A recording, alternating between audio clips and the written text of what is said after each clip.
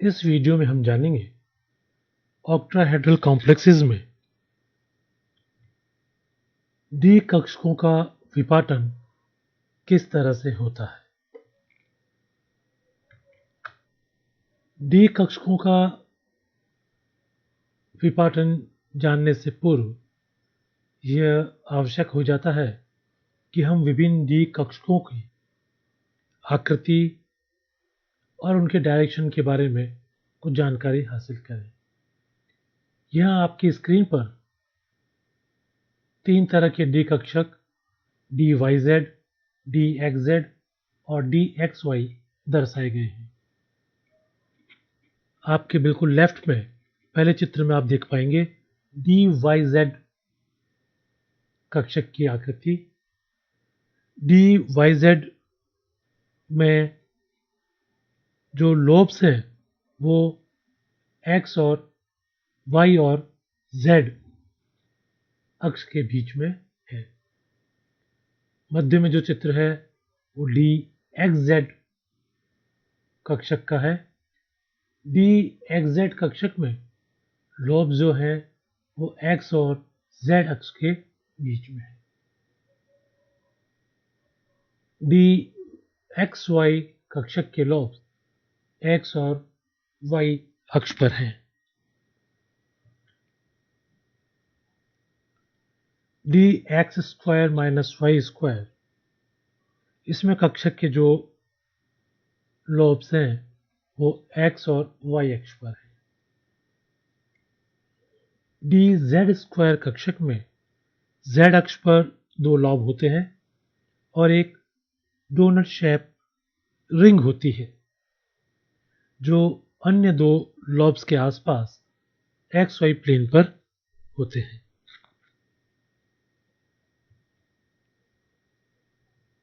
पांचों डी कक्षक को यहाँ अलग ढंग से इस चित्र में दर्शाया गया है, जिससे आप त्रिविमीय ज्यामिति में इन कक्षकों की क्या स्थिति है, इनकी क्या दिशा है, इसकी कल्पना कर सकते हैं। जब कोई संकुल बनता है तो जो लिगेंड आ रहा है उसका ऋणात्मक आवेश, और यदि यह लिगेंड उदासीन अणु है और पोलराइज्ड हो सकता है तो उसका जो ऋणात्मक सिरा है वो धनावेशित धातु आयन को आकर्षित करता है। यहाँ एक तरफ तो धातु आयन जिस पर कि धनावेश है और लिगेंड जिस पर कि ऋण आवेश है, उनके मध्य आकर्षण है। साथ ही साथ धातु आयन पर जो पहले से उपस्थित डी इलेक्ट्रॉन है और जो लिगेंड्स के इलेक्ट्रॉन है उनके मध्य प्रतिकर्षण भी होता है। जब लिगेंड केंद्रीय धातु आयन के पास पहुंचता है तो लिगेंड और धातु के इलेक्ट्रॉनों के बीच प्रतिकर्षण के कारण धातु के डी ऑर्बिटल्स की डीजेनरेसी हट जाती है और धातु के जो डी कक्षक हैं वो विभिन्न ऊर्जा स्तरों में विभाजित हो जाते हैं। इन ऊर्जा स्तरों को T2G और EG कहा जाता है। जब लिगेंड्स डी कक्षक की तरफ से या डी कक्षक के जो अक्ष हैं उनकी तरफ से धातु आयन के पास पहुंचते हैं तो उनमें प्रतिकर्षण अधिक होता है और वे उच्च ऊर्जा प्राप्त करते हैं।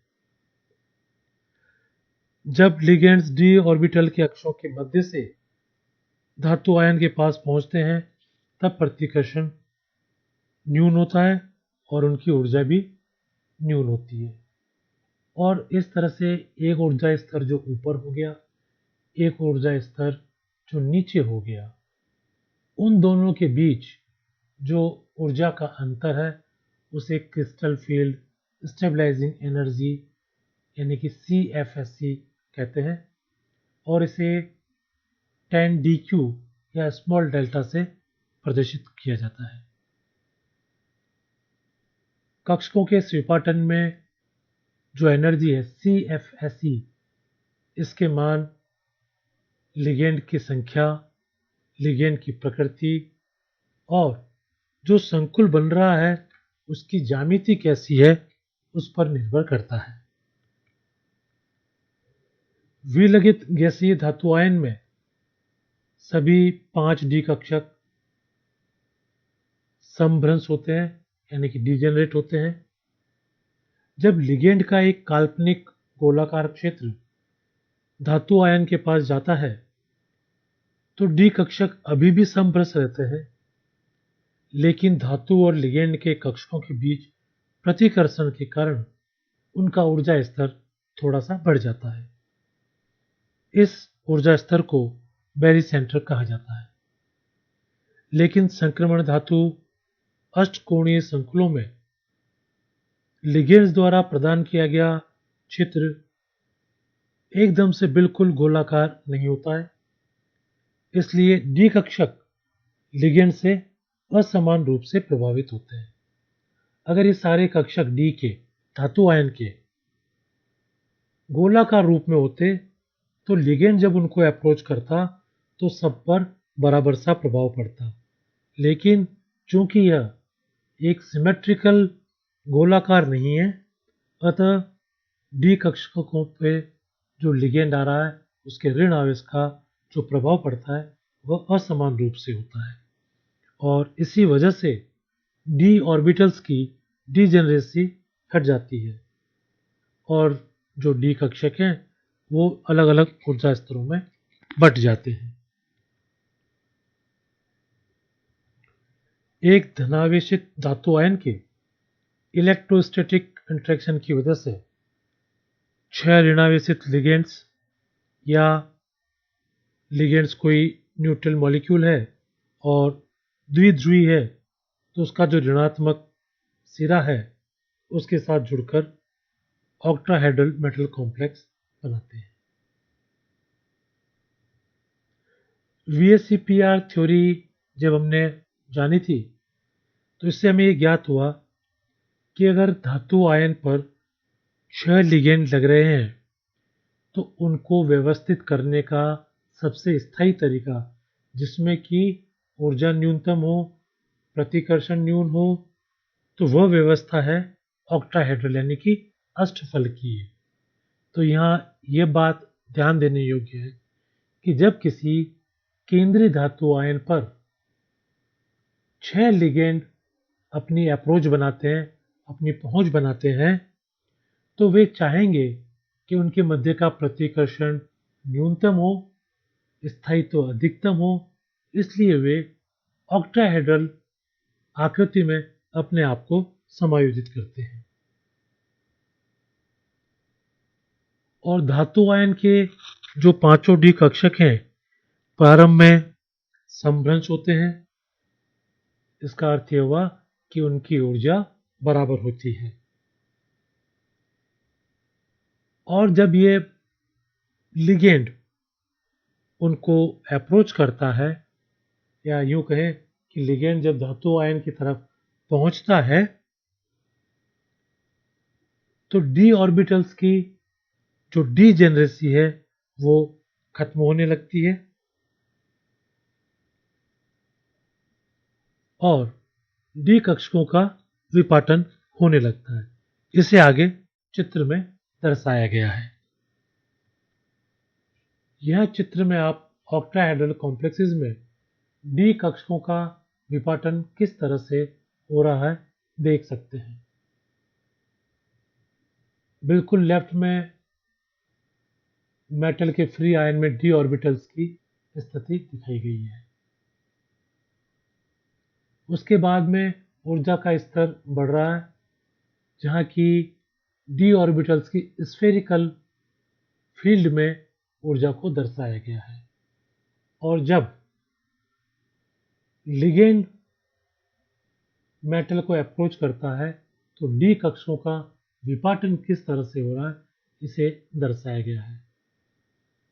चित्र में आप ये देख पाएंगे कि 2 डी कक्षक d x square minus y square और डी जेड स्क्वायर इनकी ऊर्जा बढ़ गई है, जबकि 3 कक्षक dxy, dyz, dxz इनकी ऊर्जा कम हो गई है। यह जो 3 कक्षकों का समूह है इन्हें T2g कहा जाता है, और ये जो 2 कक्षकों का समूह है इसे Eg कहा जाता है। एक ऑक्टाहेड्रल के सभी कोनों पर 6 ऋणात्मक आवेशों को रखने से d ऑर्बिटल्स की औसत ऊर्जा तो नहीं बदलती है, लेकिन उनकी समभ्रष्टता दूर हो जाती है और 5 d कक्षक 2 समूह में विभाजित हो जाती है। और जब विभाजन के बाद जो इनकी ऊर्जा है ये इन कक्षकों के ओरिएंटेशन पर निर्भर करती है, जिसे यह नीचे चित्र में दिखाया गया है। आप अपने बिल्कुल लेफ्ट में Eg ऑर्बिटल्स देख पा रहे हैं, dx² - y² dz²। dz² और dx² - y² वाले जो कक्षक हैं उन पर ऋणात्मक चार्ज सीधे ही आक्रमण करते हैं, सीधे ही उनको अप्रोच करते हैं।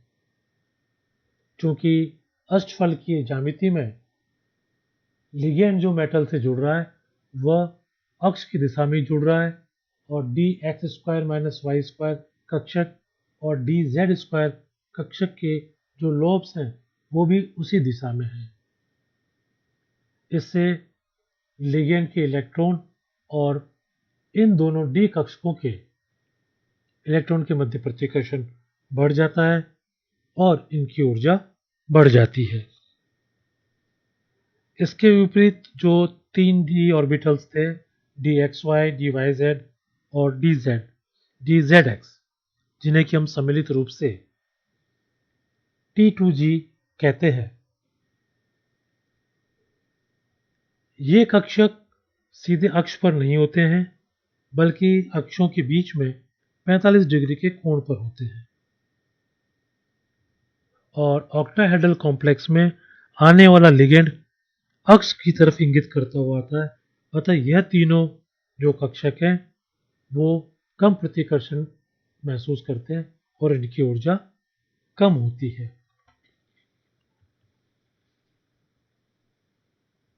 डी कक्षों के विपाटन के बाद जो कक्षकों के 2 सेट बन जाते हैं, 2 सेट कौन कौन से हुए? Eg और T2g। T2g की ऊर्जा कम है ऑक्टाहेड्रल कॉम्प्लेक्स के मामलों में, और Eg की ऊर्जा ज्यादा है। यह जो ऊर्जाओं में फर्क है दोनों सेट की, उस ऊर्जा के अंतर को क्रिस्टल फील्ड स्प्लिटिंग एनर्जी कहा जाता है। इसे डेल्टा O से प्रदर्शित करते हैं।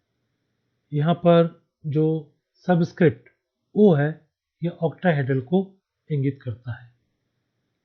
इस एनर्जी का मान CFSE एनर्जी का मान धातु आयन पर आवेश, आवर्त सारणी में धातु की स्थिति और लिगेंड की प्रकृति पर निर्भर करता है। यह बात याद रखने योग्य है कि क्रिस्टल क्षेत्र में D कक्षकों के विपाटन होने से पांचों D कक्षकों की कुल ऊर्जा नहीं बदलती है। 2 E ऑर्बिटल्स द्वारा 0.6 डेल्टा O ऊर्जा में वृद्धि होती है, जबकि 3 T ऑर्बिटल से 0.4 डेल्टा O द्वारा ऊर्जा में कमी आती है। कमी में ऊर्जा में कुल कमी में जो परिवर्तन हुआ है उसको नीचे सारणी में, नीचे समीकरण में दर्शाया गया है।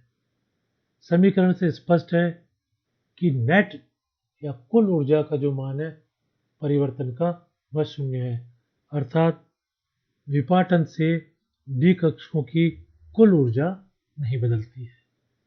तो इस वीडियो में हमने जाना कि अष्टफलकीय संकुल यानी कि ऑक्टाहेड्रल संकुलों में D ऑर्बिटल्स की आकृति क्या है, उनके लोब्स का ओरिएंटेशन क्या है, जब लिगेंड जो कि कुल संख्या में 6 है तो वे अक्ष की तरफ से ही मेटल आयन को अप्रोच करते हैं। इस वजह से मेटल आयन की जो कक्षक अक्षों की तरफ है उनमें प्रतिकर्षण ज़्यादा होता है, उनकी ऊर्जा बढ़ जाती है, शेष कक्षों की ऊर्जा कम हो जाती है और कुल ऊर्जा में कोई परिवर्तन नहीं होता है।